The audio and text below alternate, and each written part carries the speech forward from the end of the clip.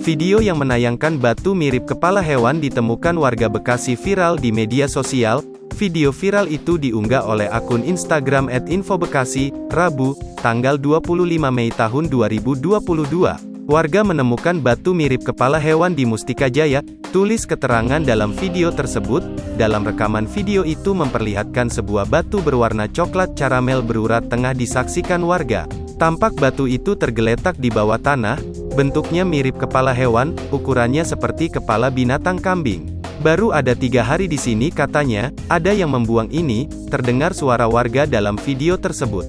Dalam unggahan video itu disebutkan yang menemukan seorang kakek, ia menemukan di dekat pohon di depan rumah warga. Sontak video tersebut mendapat beragam komentar dari warganet.